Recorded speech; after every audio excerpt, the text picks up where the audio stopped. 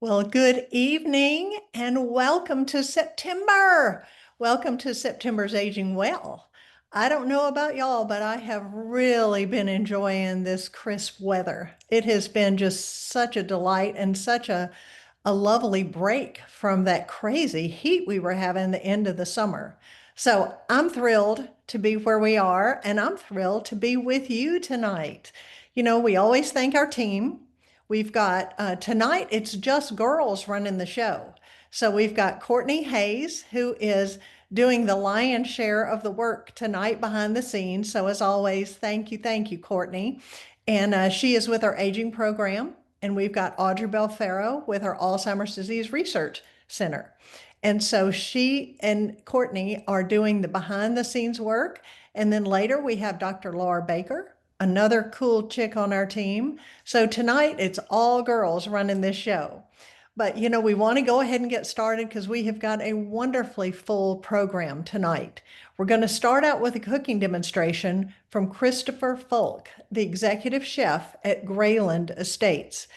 And one thing that they wanted to ask me to remind y'all, and I know I'm guilty of this, we go out there for events. We have friends when they come into town, they stay there, but they're open for dinner every evening during the day for lunch. And so we just want to encourage all of us to support those who support our Aging Well and who support Wake Forest. So just keep that in mind.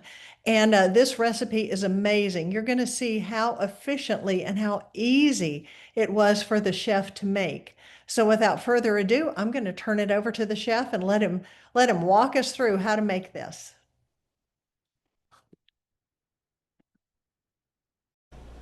Thanks, Deb, for having me part of Aging Well. I hope everybody enjoys this dish we're about to make. It is honey lavender glazed salmon, and we're serving it with the Dijon peppercorn sauce. It's one of the dishes we have here at Graylyn, so even if you don't feel like making it at home, come try it here. We're open 7 days a week. Just make a reservation on opentable.com, and we hope we'll see you soon. So here at Graylyn, we try to get as many organic and sustainably raised food products that we can. And the salmon we buy is a GAPS 3 certified salmon, which means that there's a third party that has made sure that it is organic and it is sustainably raised. It's the best quality you can get. So first we're going to cook the salmon in the pan, and then we're going to throw it in the oven. And while it's in the oven, we will do the sauce. So first, you want to make sure you get a nice hot pan, keeps the fish from sticking. Let it get nice and warm. And then you're going to add some oil. If you don't want to use oil, you can use like a pan spray. That'll work too. And if you're not comfortable with a regular pan like this, feel free to use a non-stick pan. Because sometimes if you don't get it hot enough, it will stick. So you always want to cook the meat side down first. So this is the side that went up against the skin. It's always going to be a different color. So you want to make sure you do the meat side first.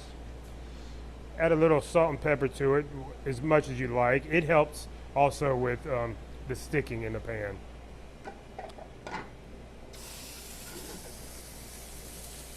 So you're going to want to get a nice sear on there. And you're going to cook it like that for a couple minutes. And then we're going to flip it over and throw it in the oven. Finished like that.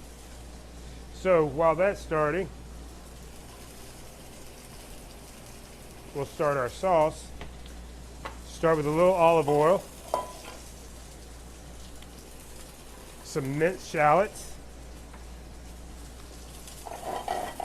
and you're going to let the shallots get translucent. You don't want them to turn brown because then they will get that bitter taste. Same with garlic. That's a problem a lot of people, or a mistake a lot of people do, is they throw their garlic in too early and it burns and gets bitter. Shallots and onions are the same thing. So you just want to get a little translucent here. As you can see, you're getting a nice sear on this fish right here. You can watch the color change on it.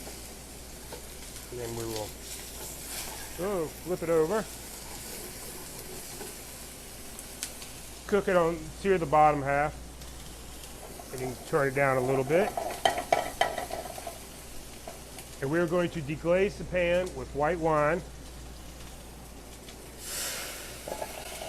Deglazing is when you're cooking something in the pan and it sticks, you throw the liquid in there, white wine, lemon juice, whatever you want, and it releases a lot of those flavors that are stuck to the bottom of your pan. It just brings out a lot more flavor into your dish.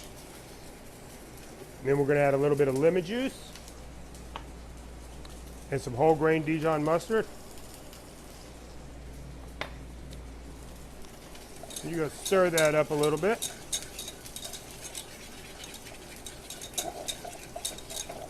Get that nice and mixed together. And then we're going to use heavy whipping cream.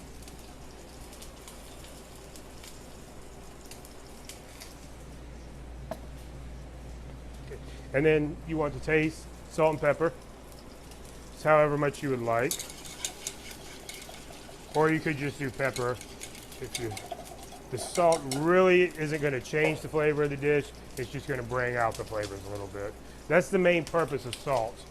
Salt is not a seasoning. You shouldn't really taste salt. Salt is supposed to bring out the other flavors. So after you get your salmon nice and seared on both sides, a couple minutes on each side, put it on a nice oiled pan, either pan spray or oil. Set the salmon on there, and you're going to throw it in the oven for about 400-degree oven. Matters how large your portion is, but normally about 5 minutes. And while this is cooking, bring it up to a boil and then lower it and let it simmer. And while we're doing that, we're going to make our honey lavender glaze for the salmon, which is very simple, just 2 ingredients. And you can use whatever type of honey you like. There's all different flavors of honey from different bushes and trees nowadays. But we're just going to use your basic American honey here. And we have the lavender seeds. Yes, most stores, I know I've seen them at Whole Foods, Publix, Fresh Market. So I would assume like other grocery stores around town do that. And then just mix the honey.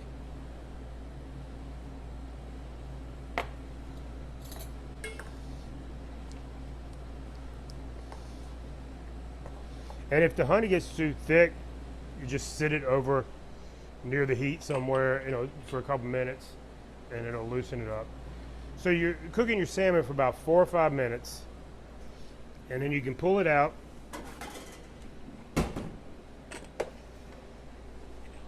And then you just, as much as you want, drizzle,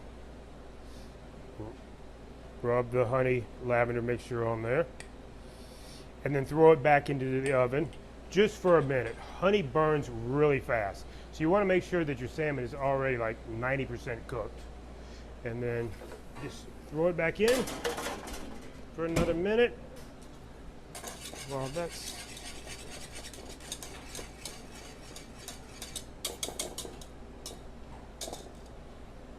just heat your sauce. You want to reduce it till it gets nice and thick. However thick you want, it's completely up to you. All right, we got the salmon. Pull that out. So this is our salmon. You can see how the honey will run off, and that's where it'll start to burn, so you want to be really careful. But there is still plenty of honey on top of the fish. And you can see the nice little lavender seeds. It's a really flavorful, aromatic dish, sorry. So we were just here, we serve this dish with mashed sweet potatoes and asparagus. So just right here, we'll just put a nice little, lay it on top of the asparagus like that. Bring your sauce over.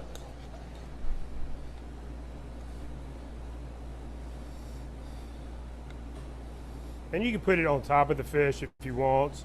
I kind of like being able to see the lavender seeds and stuff. So if you're throwing a dinner party or something, and I think it's a very pretty fish.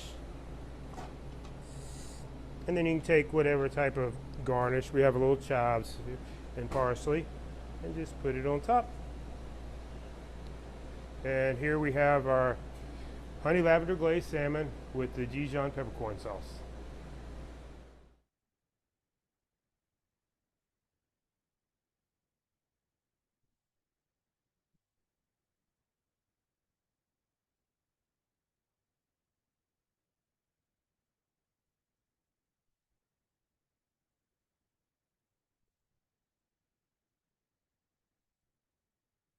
Again, we always want to thank our chef and Graylyn for being such a wonderful host to us.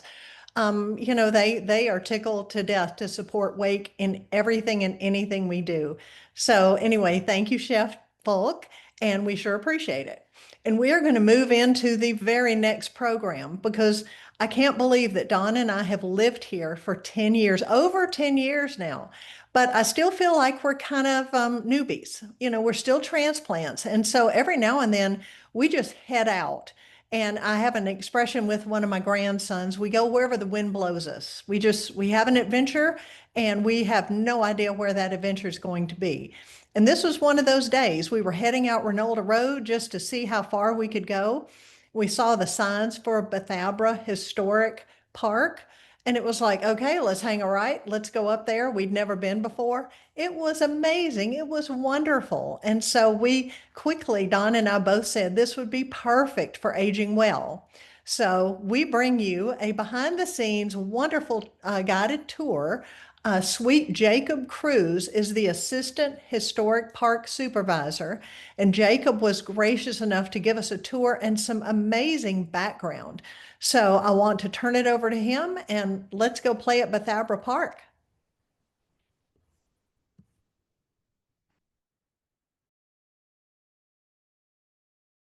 All right, welcome to Historic Bethabra Park. My name is Jacob Cruz. I want to thank Deb and AgingWell for coming and visiting with us today.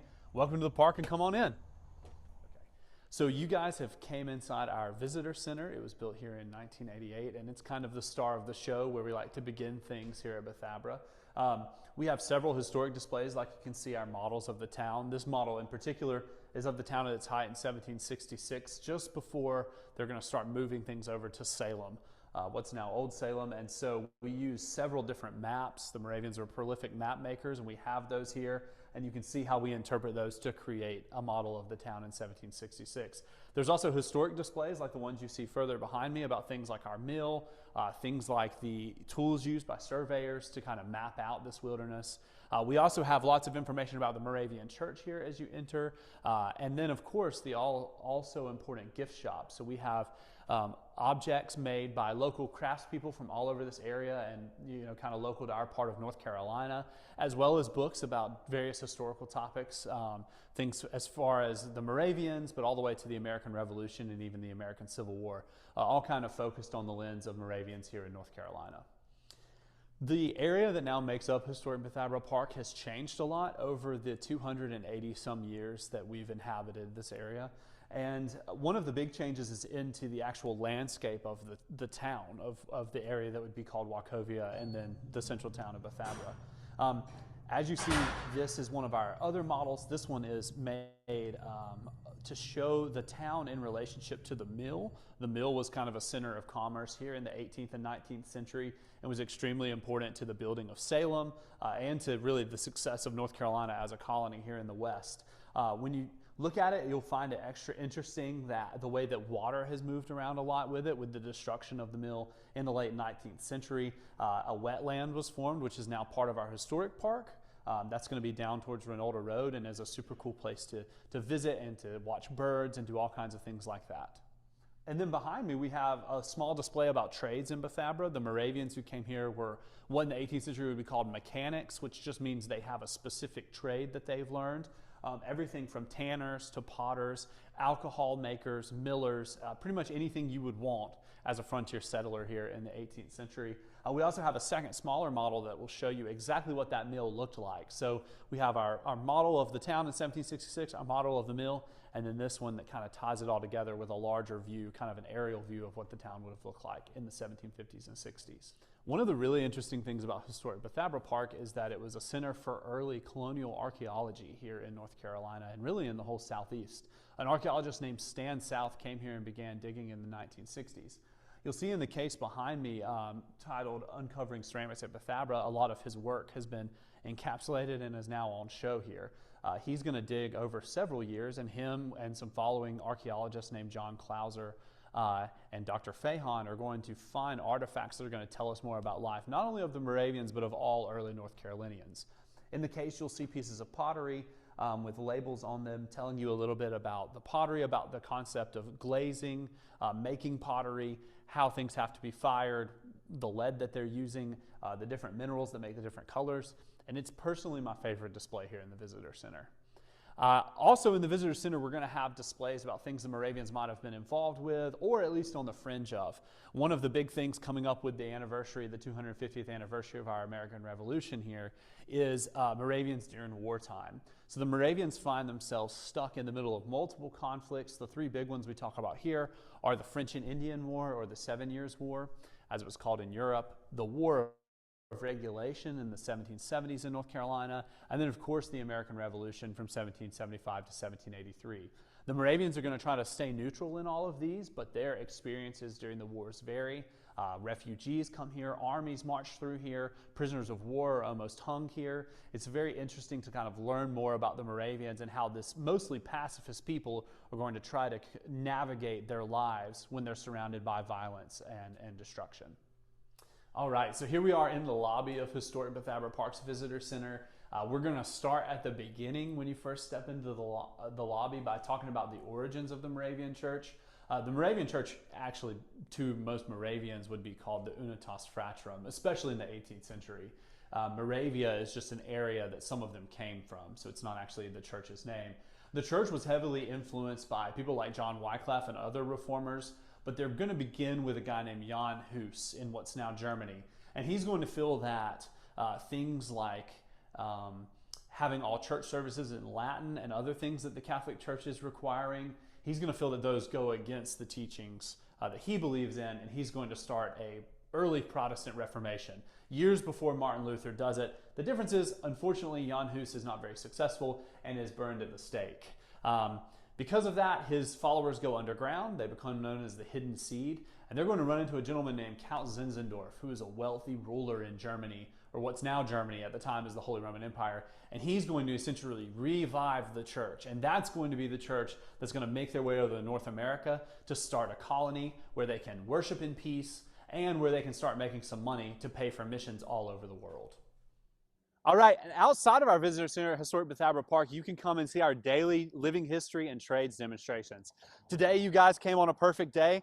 We have our blacksmiths, Keith and Conan, here behind us. They're working hard on making some S-hooks that we're going to use.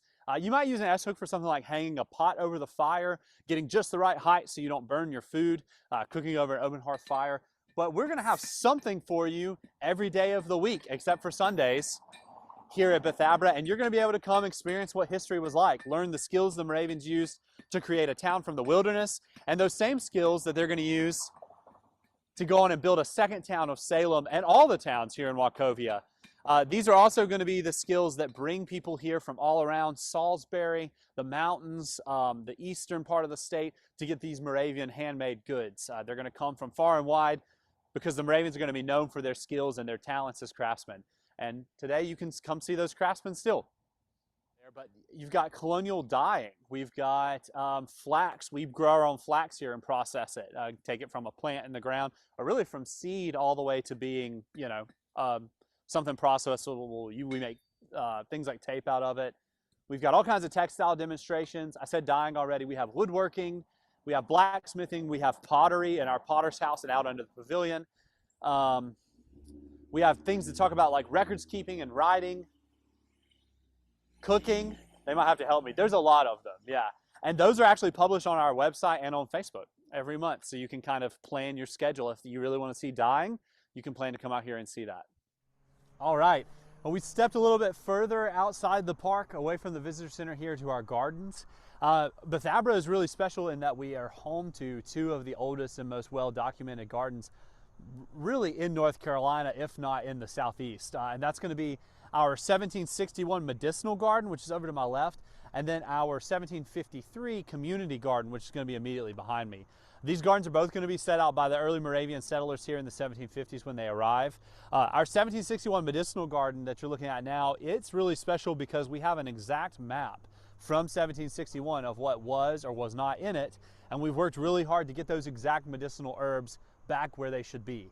It's an ongoing process because of things like climate changing over time. They were in the little ice age in the 18th century, so it was colder just in general. And so working with our plants, trying to get them all correct is a full-time job for sure, and our gardeners work really hard on that. Behind me in the community garden, we have a community garden, exactly what it sounds like. So here you're going to be able to find all kinds of vegetables and plants that would be grown here for food. It's still gardened by community members today. You can actually lease one of our, or rent one of our plots from us and garden in it for the gardening season. So it's going to be ran by people who are out here actually growing food for their table, just like the Moravians were 280 years ago. Right. So we're here on the other side of the medicinal garden now. You can see the summer house and the ruins of the second tavern at Bethabra behind me. This major intersection is going to be the major intersection of the Great Wagon Road, several other roads in the area. And that's going to be one of the huge reasons that they settle here in Bethabra and start this town. The medicinal garden, as you can see, it's going to fluctuate in seasons, but definitely come check it out. It's super cool to come out here and see and learn about medicine. We have our trades demos down here regularly tending to the garden, and they can tell you all about the herbs that were grown there and what they were used for in the past. We also have our pollinator garden here beside of me. It's getting to that time of the year where stuff's finally starting to die back, but we're working hard on keeping it up. It's typically full of butterflies and fun, all kinds of pollinators, bees buzzing around and things like that. And then our community garden there, one of the huge features of it is our grape arbor.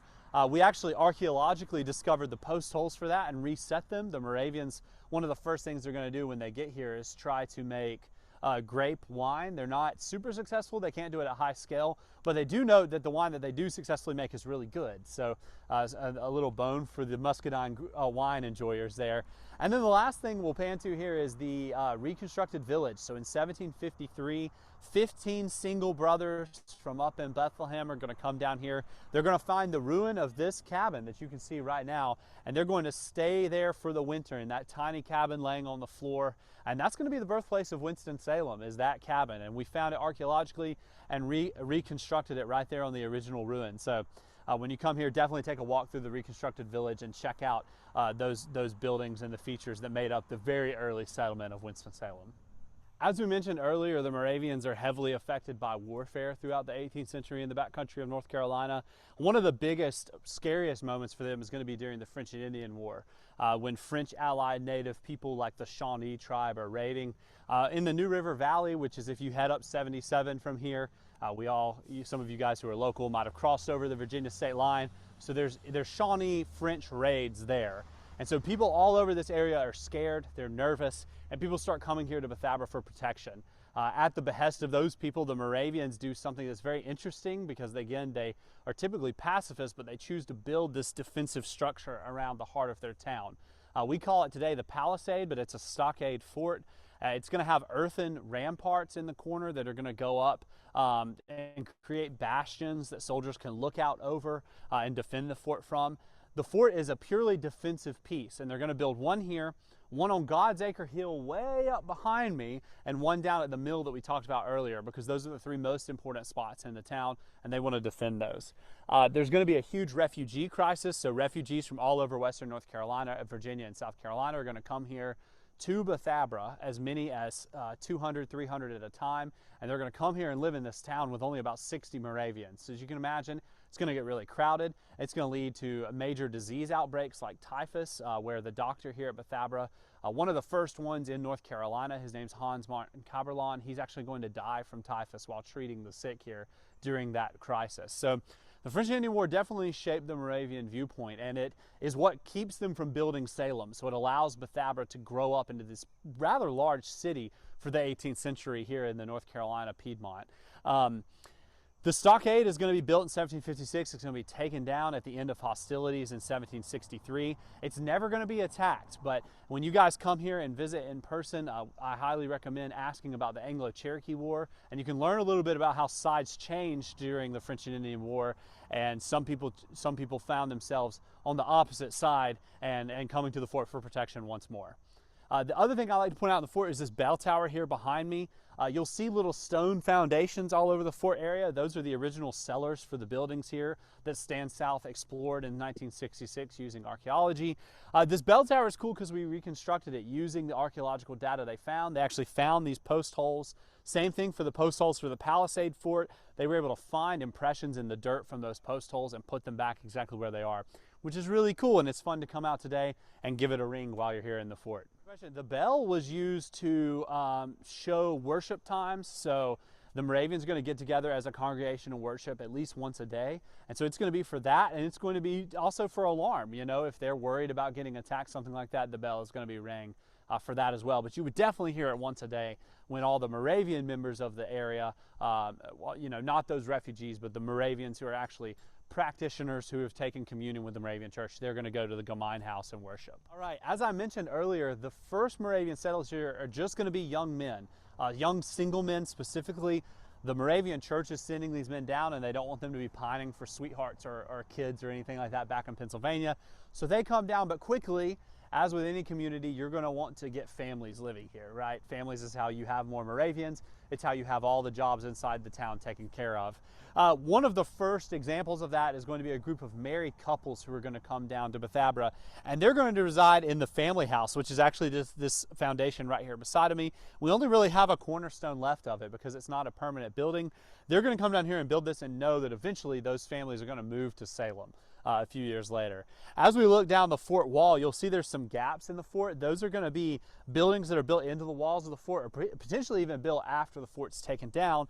And then down there in the corner, we have the foundation of our bread oven. Moravians are going to make bread commercially, industrially, really. We know that they're selling up to 100 loaves a month just to one lead mine up in Virginia. That's only one of their bread contracts of many. So they're producing hundreds and hundreds of pounds of bread with all the wheat that they're growing here.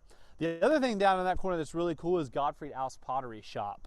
The Moravian potters are by far some of the most important craftsmen here. They're going to be renowned all around, not just North Carolina, but around all of the colonies and all of North America. He's going to set up his pottery shop down there inside the fort, which really tells us how important it was, right? They chose to put it inside the fortifications instead of outside like most of the other trade shops. And he's actually going to take apart his pottery shop piece by piece, put it on a wagon, and move it to Salem when they moved there in the 1770s, which is definitely interesting. The original mobile home, except it comes apart. It always makes me think of Lincoln Logs. All right. So behind me, you'll see the 1788 Gemeinhaus. I would consider this to be the star of the show here at Bethabara. It's definitely most people's favorite building. Like I said, it was built in 1788, and it's the only Gemeinhaus still left standing, the original one in the United States. Gemeinhaus is a funny word. It means kind of like the folks' house, the people house. And what it's going to be is it's going to be both a community center and a church put together, but also the leadership of the church is going to sleep in it.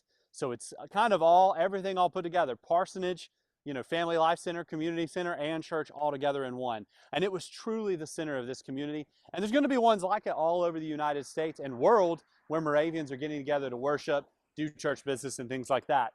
Ours will be closing over the fall of 2025 and the early winter of 2026, though, because it's in need of some repairs, and we're super excited. A lot of people have worked together to fund the repairs that are being done to it. We're doing some repairs to our steeple up there, our bell tower, which, fun fact, has been leaking since 1789 is the first recorded leak, only a year after the building is finished. We're going to do some repairs to it and get that leak finished, redo some of the plaster inside the building. So if you come over this fall, thank you so much for visiting. But just so you know, that will be closed.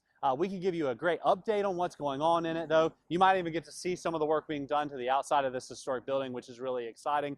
And like I said, we're really excited to be able to do some work on it. The other thing I want to talk to you guys about is Apple Festival, which is coming up just here at the end of September. It's September 27th, and it's from 10 to 4. It's a great time to come out and celebrate the harvest and Winston-Salem and Winston-Salem history.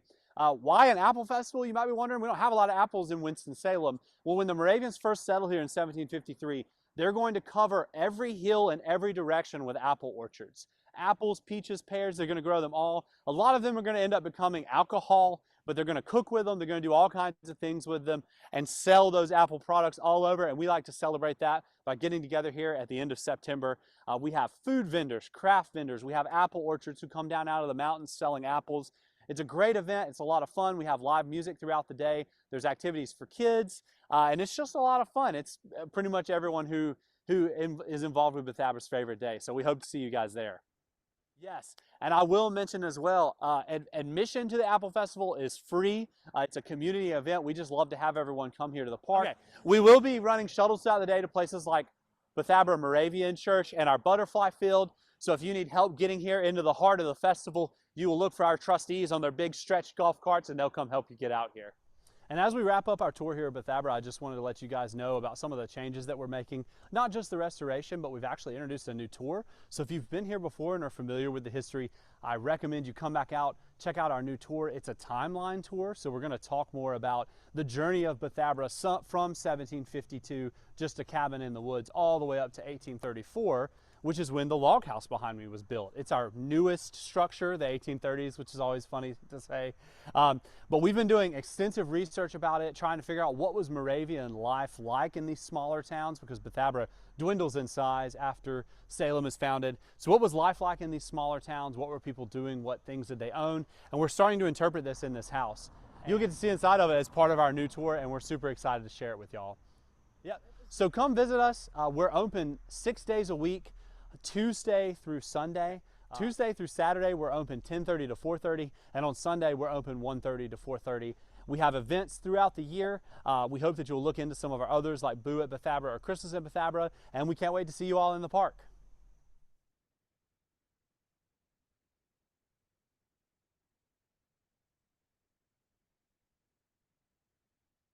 You know, it was such a fun day when I went out there to shoot this segment. And you may have noticed a little sprinkling of the rain. It did not stop Jacob. We just kept on going. And the blacksmiths made me this beautiful S-ring. So it's going to be what I hang my hummingbird feeder on, my most prized thing out in my garden. But it was wonderful. And I would so encourage you to get out there and just play, because I think that's going to tie into what our speaker for tonight is going to be talking about. Our speaker for tonight is Dr. Laura Baker. She is a professor of gerontology and geriatrics at Wake Forest University School of Medicine, and she is the associate director of our Alzheimer's Disease Research Center. I am just beyond excited to hear what she's going to be sharing, because this is a life-changing, I would think, and I don't think I'm overselling it, study that she was the head of here in the United States. I'm going to let her tell you more of the details, but I'm just beyond excited to get to hear these updates and what we can all do to maintain and preserve brain health. So, Dr. Baker, it's all yours. All right, thank you. Let me go ahead and start sharing, and we'll start sharing more about what we know. So let me, so first of all, thank you everyone for joining today. And I'm just pleased to be able to share the results of our study. I'm going to tell you a couple details about this study. Number one, it was the largest study of lifestyle change for brain health in the world. It's 2,000 people. It's the largest study in the world to date. And the engine for that study was right here in Winston-Salem. So it's a proud moment for us, for Winston-Salem, because this community contributed to something that we know now that will help not only people in Winston-Salem, not only people in North Carolina or the United States, but we hope this new information will help people across the globe. And you, those of you who are listening from Winston-Salem, you were part of that. You were in the location of the machinery. For the others who are not in Winston-Salem, we were in many communities. So hopefully there are some out there who know about this study. All right, let's get started. So what I'm going to share with you today are the final results from our main finding for the U.S. pointer study. And I'm going to tell you about the study first before I tell you about the results.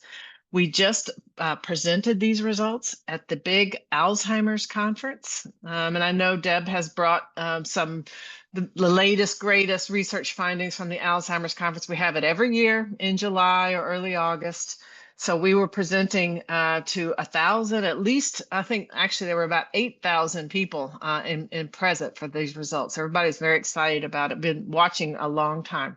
So let's get started. I'll tell you more about it as we go, but I think this is a big event and it's worth everyone knowing about it because it has personal relevance to you and your family. All right. So what did we want to learn in US Pointer?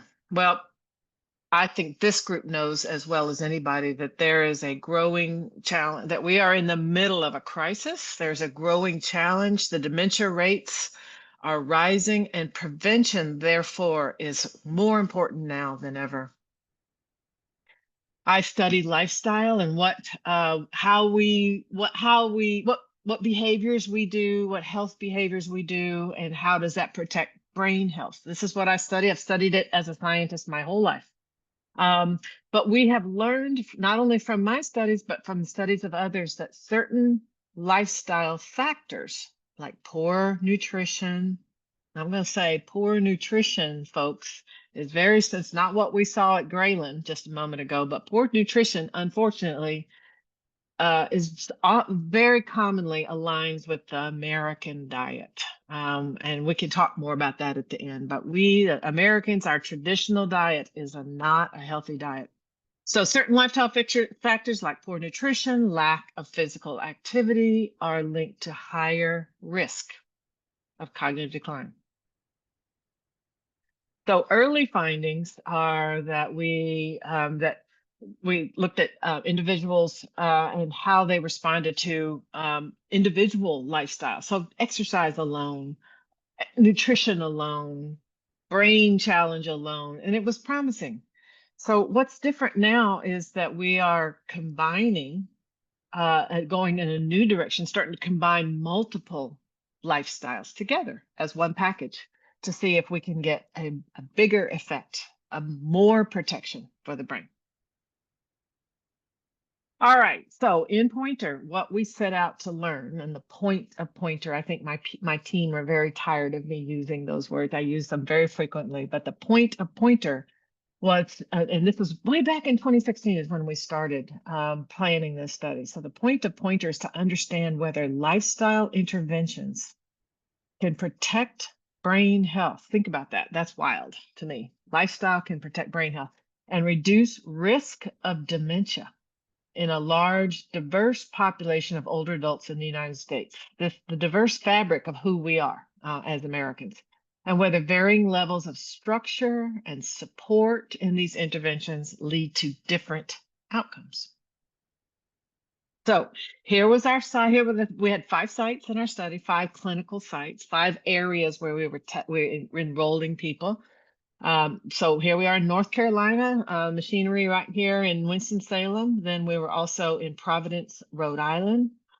We were in Houston, Texas. We were in Chicago and surrounding areas, and we were in Sacramento and surrounding areas in Northern California. So the whole idea was to get some diversity across the United States.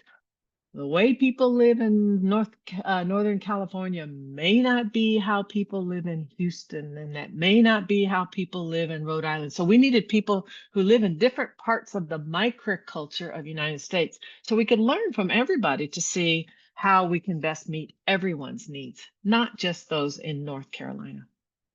All right, to get in, you had to be at risk for cognitive decline, but you could not have significant decline already.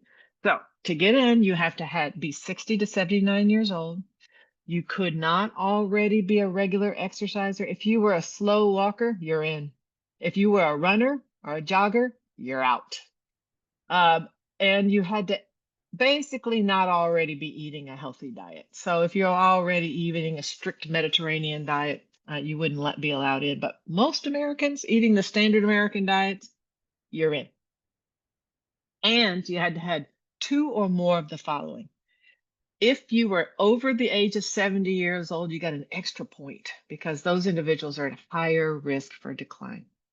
If you were African American, Black, Native American race, or Hispanic ethnicity, you got an extra point because these populations are at higher risk of developing cognitive decline. We wanted to make sure that they were included at a higher rate.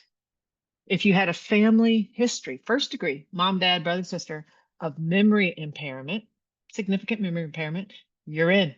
That's a risk factor. And if you had anything cardiovascular conditions, so borderline high blood pressure, borderline high blood sugar, borderline high cholesterol, any one of those is going to get you in. So you can see where we're going. We're looking for people who have room for improvement and who are at risk. These are all risks that we know about that put a person at more likely to develop cognitive decline in a shorter period of time than people who do not meet these criteria. All right, so this is how we recruited folks from across the United States. And I just wanted to show you, did we do a good job of making sure we had representation from different subgroups in the United States? Well, so we recruited, let's look at race and ethnicity first. Our Black and African American group was 16%. Those with reporting multiple races or ethnicity is another 5%. Hispanic, Latino, Spanish is 6%. Asian American, 2.6%. White European American, 68.9%. So if we look at 68.9, we do the reverse from 100. That means we are over 30% from diverse cultures, backgrounds. This is what we wanted. We wanted to make sure we had beautiful diversity that makes up our country in this sample. Sex, women typically raise their hand more for this study. But we employed a man recruitment strategy. We called it the man plan. And when we rolled out the man plan for recruitment, our numbers of men greatly increased. So this is not equal, but it makes us feel better that what we've learned can generalize to men as well.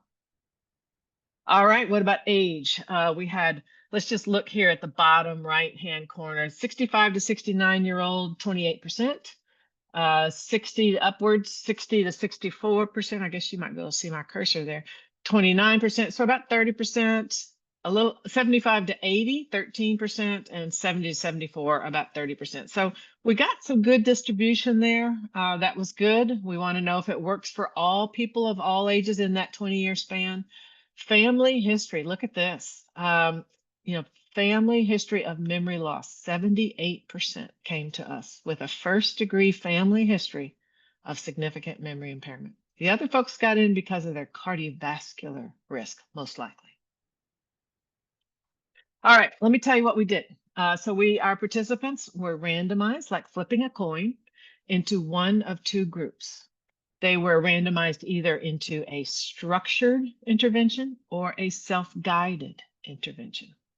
And these interventions both involved encouraging physical exercise, improved nutrition, monitoring your cardiovascular health, and in being more engaged in social and cognitive activities, challenging yourself. Both interventions did, but they differed a bit as well.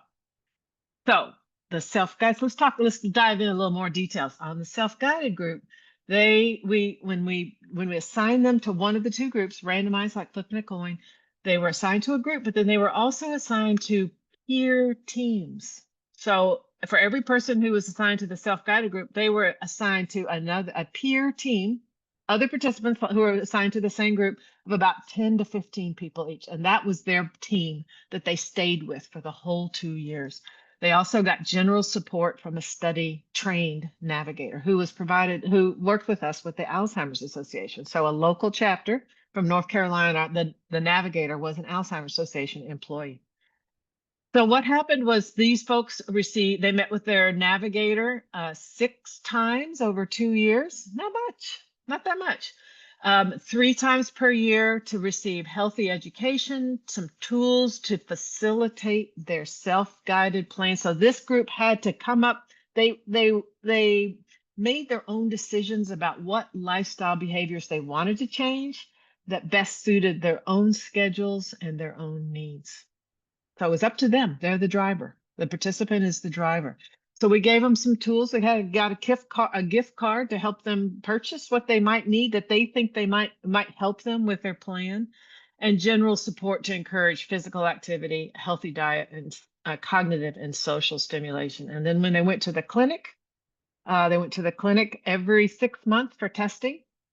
They received their blood. We took some blood and we gave them the results. And we also took their blood pressure and we gave them those results. So they got some information every 6 months. So if you look at this, self-guided, the participant self-guides their own progress through their intervention. This is way more than any of us get in standard medical care. I don't get any of this in my standard medical care. I imagine none of you do either. So this is important to note first. All right, let's look at the structured group, STR. They had 38 peer team meetings over 2 years. And it was involving goal setting, whereas the self-guided was not goal setting. It was just general support, but we didn't talk about specific goals. The structured group had a set program of physical exercise. They were told there was a program of how many times per week to exercise and at what intensity. There was a set program for nutrition, what kinds of foods to eat and how often. Participants had to record what they actually did. There was a program where you had to go and participate in computer game training, cognitive training. We used a program called Brain HQ, our participants were expected to use this certain amount of time each week and complete certain numbers of tasks. They also had homework to get out in their community and get involved with meet new people, go do new things, join a book club, learn a language, to continually give them some social and cognitive stimulation. And then they also met with a medical advisor, study staff member, every 6 months for goal setting and to review their measurements that they got in the clinic when they were there at the last appointment. So you can see it's quite different between the two. One is a light touch, light commitment. One's a heavier touch, heavier commitment by the participant. Here's the specific prescription for the structured group. So we were asking folks to do aerobic exercise 4 days a week. We really want people to do this at a facility whenever possible. So we partnered with the YMCA. So 4 days a week for 30 to 35 minutes per session. We had them doing some resistance training with bands and whatever it is that was convenient for the participant. Some stretching and balance exercises. We use the MIND diet, and you can read about that. The MIND diet is just heavier in dark leafy greens, whole grains, berries, and low in saturated fat and sugar. We used Brain HQ, as I told you. It's the cognitive training, and we asked people to do this 3 times a week for about 15 minutes a session. And then we looked at their labs. All right, so how are we going to measure whether it works or not? So this is how we did it. We wanted a single score about brain function, a single brain function score. How do you do that? Our participants came into the clinic and they took about an hour's worth of tests, and they're about memory and attention and language, how fast you can do things, how fast you can switch gears. You think about one thing and then you shift. We gave a lot of tests. How do you get one score out of this? This is how we did it. So what we did is we took all of the tests that measure what we refer to as executive function. That's attention, problem solving, those kinds of things. And we combined them in a special way to get a single executive function score. We did the same for processing speed, how quickly you can manage or process information coming in your way. We took all the tests and reduced them to one single score. We averaged them together. We have a special way to do that. And then all of the tests that we administered to test your short-term memory, we did the same thing. Then we took the average of all three and got a single score. That's important to be able to do that. And we can talk about that at the end, about why we chose to do it that way. All right, so that was called our primary outcome, one score. It's important to have one shot at the goal. And we can talk about that later, but what it means is you get one chance to see if your intervention worked. You can't go on a fishing expedition and try different 10, 15, 20 different possible outcomes, because one of them could be correct by chance alone. You get one shot, you have to have one outcome. So we chose a global composite score that we just talked about. And participants came in at baseline, month 6, 12, 18, and 24 for all of those assessments that we've talked about before. So we're getting into the results here. This is what we found. So before we get to the results, the actual results of the cognitive assessment, I want to tell you how well we did in getting people, first of all, into the study and to do the intervention. So 89% of all of our participants, remember we had 2,111, 89% of all of our participants completed the last 2-year clinic assessment. Do you know how amazing that is? People are busy, and yet they were committed to the study. They went to the clinic, they completed their clinic assessments. That is a very high rate of success. Both groups, the structured and the self-guided, did well in following the pointer interventions. And this is how we know that. The team meeting attendance, remember those teams I told you about? Well, they meet, as I said, 6 times for the self-guided group, 38 times for the structured group. For the self-guided group, SG9, their attendance was 94.8%. That just blows me away still, that we have 2,000 older adults who are busy, at risk for cognitive decline, and they show up. They're doing the work. They are committed to the program. People in the structured group, we had attendance rate of 91%. Already, I could close out the presentation right now and I say this trial was a success. This is very hard to do, to change habits, change behaviors. You all know that because we all work on our habits all the time, but getting people to be invested in this way is a very difficult way. It must have been because they wanted to be there. All right. So for the structured group, we found that the average number of very active Fitbit, I didn't say anything about that yet. Yes, we had Fitbits on all these folks. So we knew exactly what they were doing, because that Fitbit data that you look at on your watch, that you sync with your phone and it goes up to a cloud somewhere, that cloud data was being sent back to this machinery in North Carolina. So I could get online and look in our data portal. I could see at any time what any participant, how many minutes they were doing higher intensity Fitbit minutes at any day during the whole trial. So this was a really important, powerful tool that we had, because we can have objective measurements of actually what people are doing. So average number of very active Fitbit minutes was 86 minutes per week. Our goal was 90. You say, oh, you fell short of the goal. Oh, no. 86 out of 90 minutes, I would say we hit the goal. That is a fantastic accomplishment. Remember, these people were not exercising. They were getting 0 very active minutes at the beginning of the trial. This is a huge success. And then the average mind diet score. We have a refrigerator magnet. We have ways to score what you're eating during the week. And it has to do with how many servings you get of the leafy greens and so forth. But the mind diet score, that ranges from 1 to 14. 14 is a super great score. 1, not so good. Most of our folks, when they came into the study, our average mind diet score was a 7. 7. So we got people from a 7 to an 11 That is also a big success. We are very close to the maximum score. So our goal was over 9.5. All right, what did we find? What do the results tell us? Well, looky here. This is the key takeaway. So let me just orient you to this graph first, and I'll tell you what it means. I'm just reminding you at the top here about your global cognitive function. That's what we're looking at, one score. So this axis right here is the change in your global cognitive function. So in that single score. So as the lines go up, that means the score gets higher. That's a good thing. All right. And then this is how long, this is your month 6 appointment, your 1-year appointment, 18-month, and 24. So look at this. So hopefully you can see that the structured and the self-guided group improved. Both group cognitive function improved for both groups.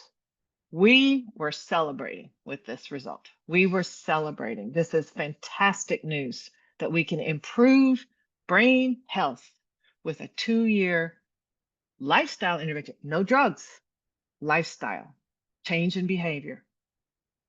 But I have to say, the structured intervention, this one with the dark purple dots, had a significantly greater benefit. And that's it for you, those of you out there who know a little bit about statistics, but that's a statistically significant benefit. That means not due to chance alone. We believe it's real. It's real. And this p-value here tells us that it's real. That's a very small value. That means it's very hard to get this kind of a difference by chance alone.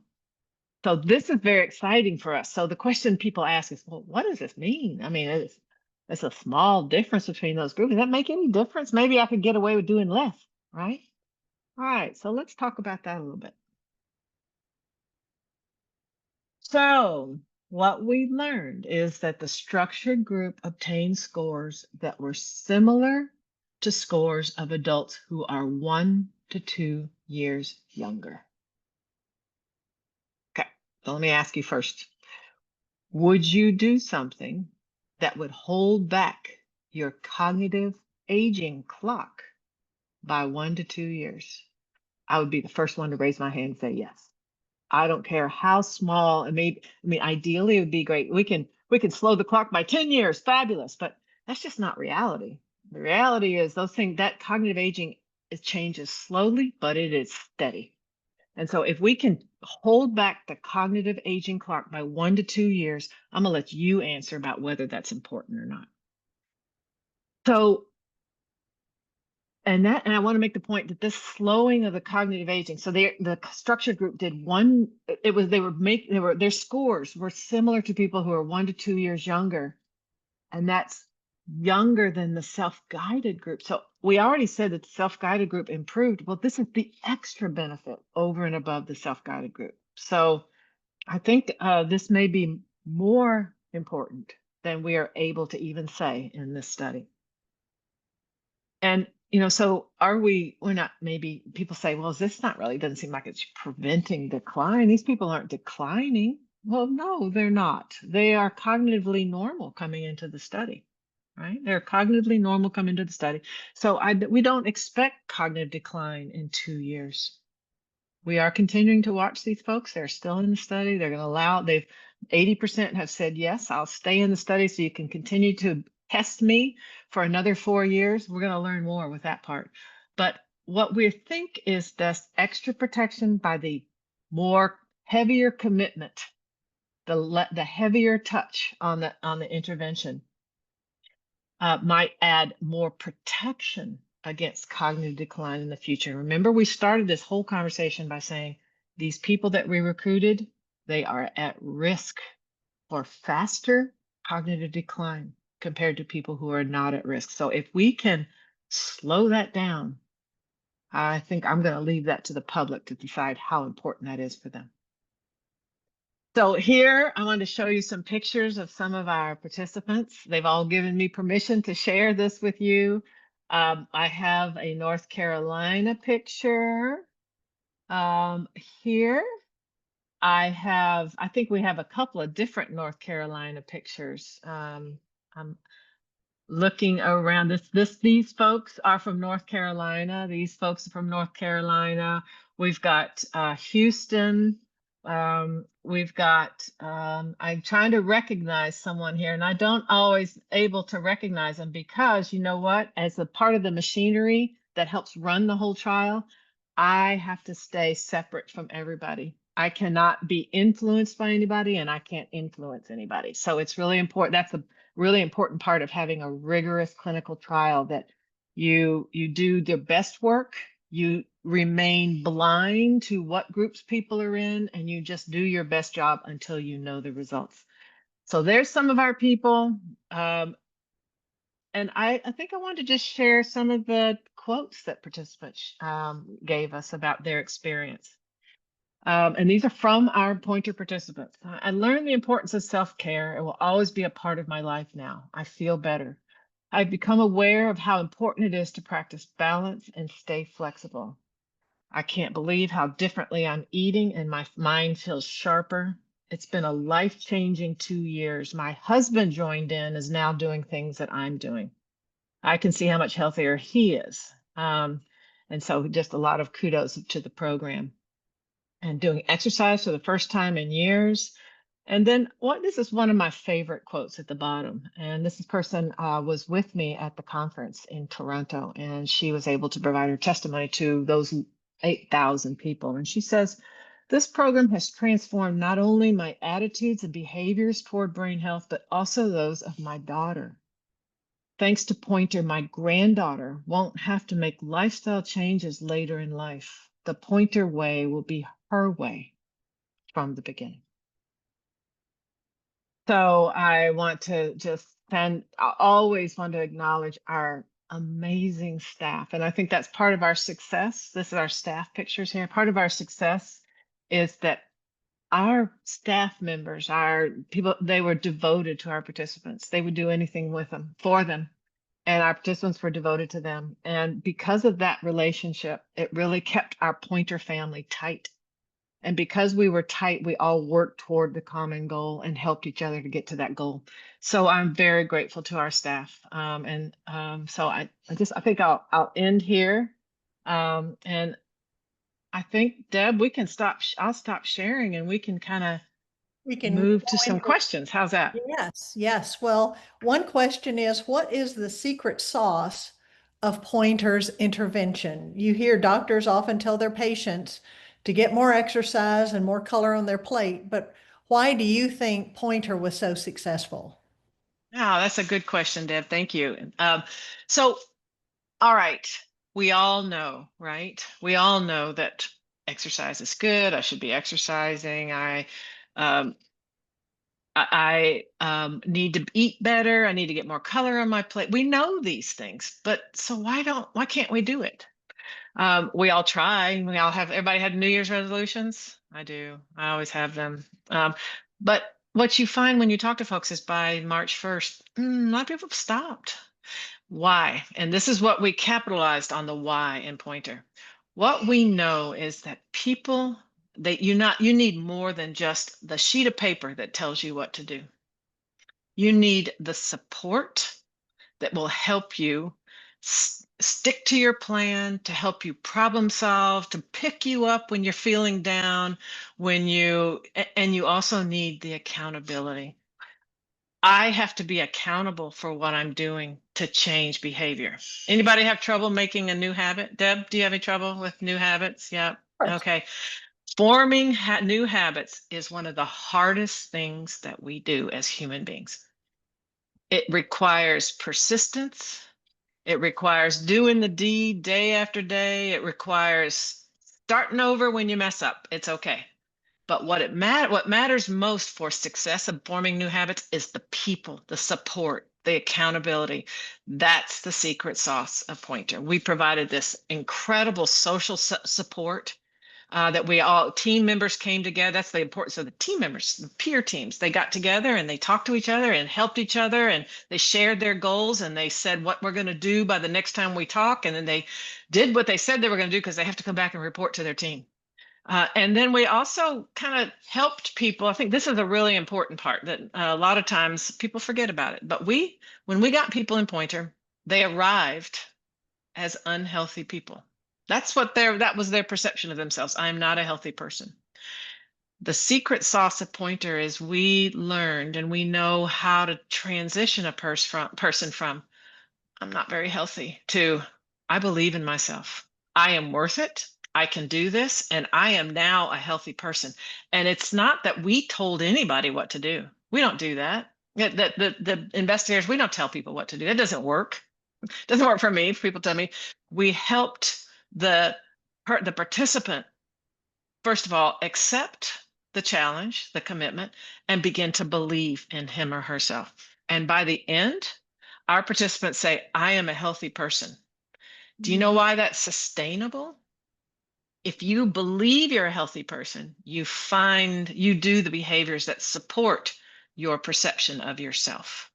And so you will choose behaviors and foods that are consistent with what you believe about yourself. So that transition, our staff, our team was trained to help people make that more metamorphosis from an unhealthy perception to I am a different person. That's the secret sauce of Pointer. Another question is, so what's next? Okay, so we got this great result. What are we going to do? And so, number one, I mentioned this that we are continuing to follow people over time. They're stayed in the study. 80% have said yes, and we are still continuing to have them come to the clinic.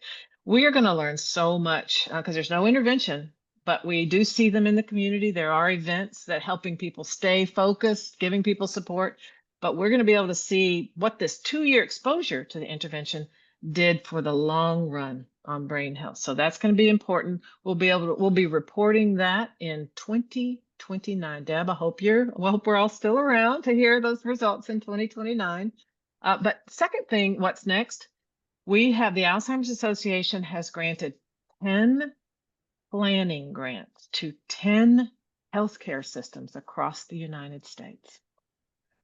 Advocate Health, which is the new Wake Forest Papa or Mama. This is it's our umbrella for healthcare system for Wake Forest.